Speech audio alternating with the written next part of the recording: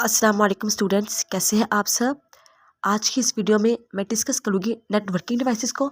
और most common 3 networking devices हैं हमारे पास, स्विच, राउटर और एक्सेस पॉइंट। इन तीनों को भी डिस्कस करूँगी और साथ में मैं इन तीनों की वर्किंग भी डिस्कस करूँगी ताकि आपको आइडिया हो जाए स्विच, राउटर और एक्सेस पॉइंट काम कैसे करते हैं।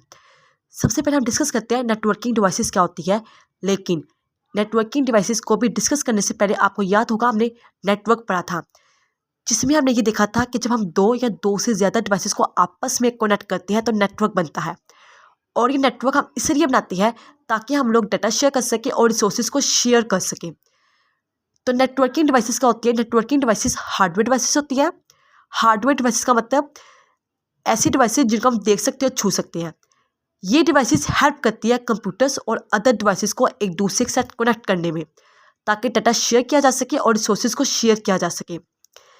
इसके अलावा ये डिवाइसेस एक नेटवर्क के अंदर या डिफरेंट नेटवर्क्स के अंदर डाटा को कंट्रोल करती है। डाटा को कंट्रोल करने का मतलब डाटा को अलाउ करना है,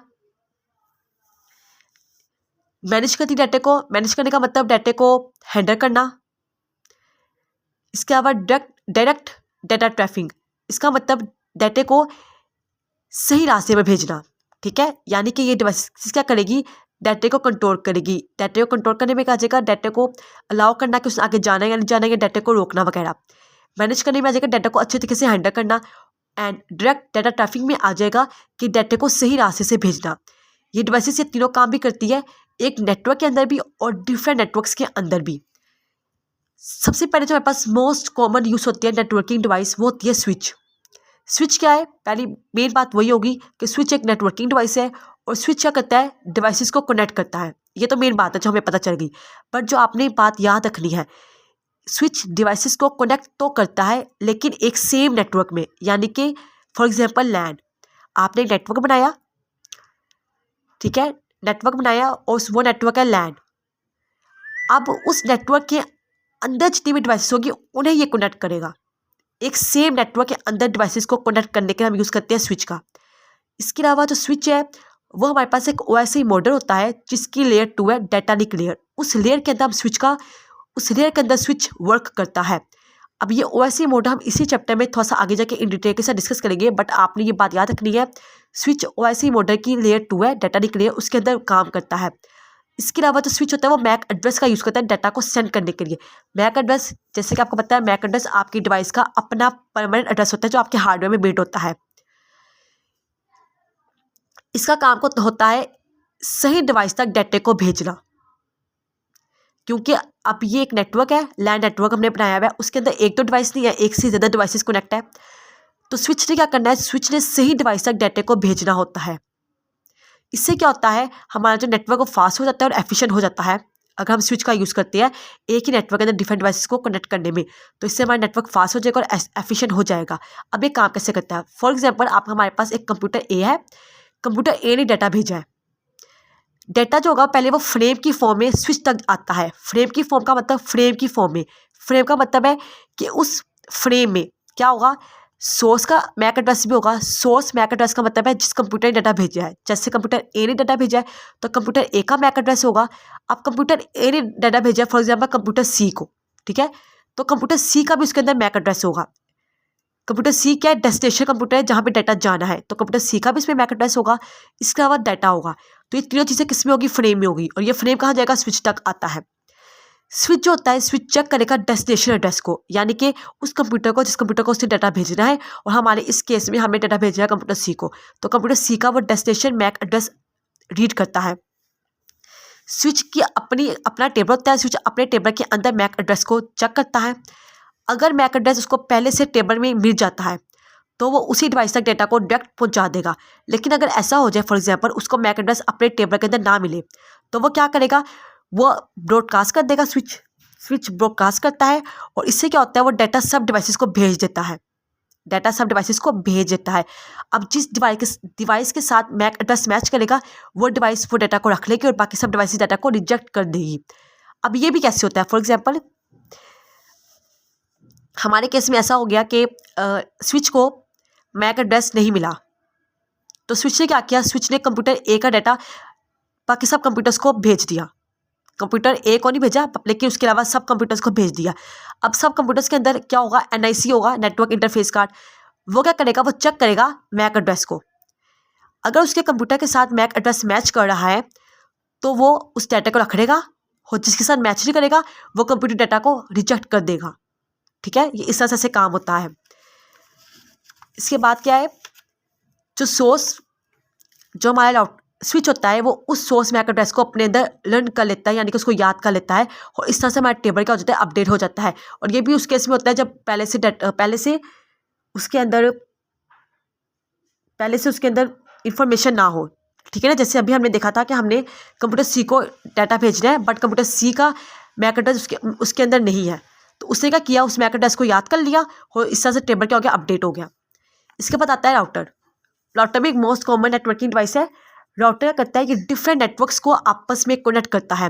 राउटर में, स्विच में जो मेन बात आपने याद रखनी है, स्विच क्या कर रहा है, वो एक ही नेटवर्क के डिफरेंट डिवाइसेस को आपस में कनेक्ट कर रहा है, बट राउटर क्या कर रहा है, राउटर डिफरेंट नेटवर्क्स को आपस में कनेक्ट कर रहा है। और ये जिस OSI मॉडल की लेयर पे काम करता है वो लेयर 3 है, जिसका नाम है नेटवर्क लेयर, और ये यूज़ करता है IP एड्रेस को।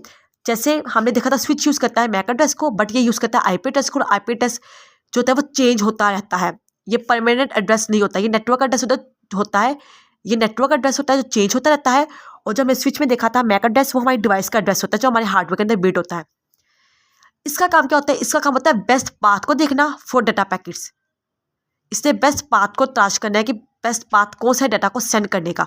और हमने स्विच में डिस्कस किया, स्विच देखता है कि उसे करेक्ट डिवाइस देखनी है, कि सही डिवाइस क्या है जिसको उसे डाटा भेजना है।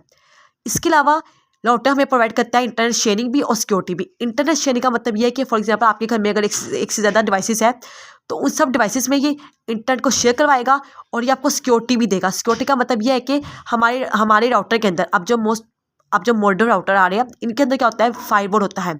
फाइबर एक सॉफ्टवेयर होता है जो सिक्योरिटी का काम करता है, तो इसलिए राउटर हमें सिक्योरिटी भी प्रोवाइड करता है। अब ये कैसे काम करता है, सबसे पहले राउटर क्या करेगा, डाटा पैकेट की फॉर्म में राउटर पर आता है। राउटर पर डाटा आएगा पैकेट की फॉर्म में, और सेम वही बात, पैकेट के अंदर आपका सोर्स IP होगा, डेस्टिनेशन IP होगा, और डाटा होगा, जो हमने पीछे डिस्कस किया था फ्रेम में। सोर्स IP का मतलब है कि उस डिवाइस का IP एड्रेस जिसको भेजना है उसका, और डाटा होगा इसके अंदर। वही काम होगा, राउटर पहले अपने टेबल में चेक करेगा। राउटर देखता है कि डेस्टिनेशन नेटवर्क कौन सा है, बेस्ट पाथ कौन सा है। इसके अलावा वो राउटर देखेगा कि डेस्टिनेशन नेटवर्क कौन सा है, यानी कि जिस नेटवर्क को उसने वो पहुंचाना है वो नेटवर्क कौन सा है, और बेस्ट पाथ कौन सा है। बेस्ट पाथ का मतलब है कि सबसे शॉर्टेस्ट पाथ, सबसे फास्टेस्ट पाथ, या ऐसा पाथ में ट्रैफिक लेस हो, वो उसको चूज़ करेगा हमारा राउटर। फिर क्या करेगा राउटर, नेक्स्ट राउटर को वो डाटा भेज देगा। अगर तो नेक्स्ट राउटर के साथ मैच करता है डाटा, ठीक है, उसको भेज देगा। नहीं तो अगर क्या करेगा, डेस्टिनेशन नेटवर्क को भेज दिया जाएगा, या तो आगे अगर कोई और नेटवर्क आ रहा है उसको भेज दिया जाएगा। मीन्स कि यहाँ पे आपने ये बात याद रखनी है कि आपका जो डाटा होता है राउटर में अगर बात करें तो वो डिफरेंट राउटर से भी गुजरता है। ठीक है, डिफरेंट राउटर से गुजर के वो आपकी डेस्टिनेशन कंप्यूटर तक आता है। अगर तो राउटर को वो ऐसा भी हो सकता है कि राउटर उसको नेक्स्ट राउटर को भेज दे उस इंफॉर्मेशन को, उस डाटे को, या अगर नेक्स्ट राउटर तक की वो इन्फॉर्मेशन नहीं जा सकती, वहाँ की वो इन्फॉर्मेशन नहीं है, तो उसको क्या करेगा, डेस्टिनेशन नेटवर्क को भेज देगा। इसके बाद आता है हमारे पास असेस पॉइंट। असेस पॉइंट क्या करता है, असेस पॉइंट जो होता है ये आपके एक वाइड नेटवर्क को वायरलेस नेटवर्क के साथ कनेक्ट करता है। आपका एक वाइड नेटवर्क है, और ये वाइड नेटवर्क को वायरलेस नेटवर्क के साथ क्या करेगा, कनेक्ट करता है। असेस पॉइंट 2 लेयर्स पे काम करता है, layer 1 physical layer, layer 2 data link layer. ये 2 लेयर्स है जिन पे हमारा असेस पॉइंट काम करता है। और ये करता है, it is connected to a router switch using an ethernet cable. ये राउटर या स्विच के साथ क्या होता है, कनेक्ट होता है ethernet cable, using an ethernet cable.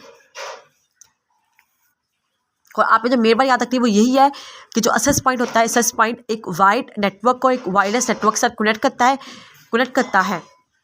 इसकी वर्किंग कैसे होती है, डाटा जो है वो आ रहा है राउटर या स्विच से, डाटा कम्स फ्रॉम राउटर या switch to the access point. ये आपका असेस पॉइंट है, ठीक है, यहाँ पे डाटा आ रहा है राउटर या स्विच से, डाटा आपका असेस पॉइंट तक आ रहा है ईथरनेट केबल के थ्रू। ईथरनेट केबल का इस्तेमाल करके डाटा कहाँ पे आ रहा है, असेस पॉइंट तक आ रहा है।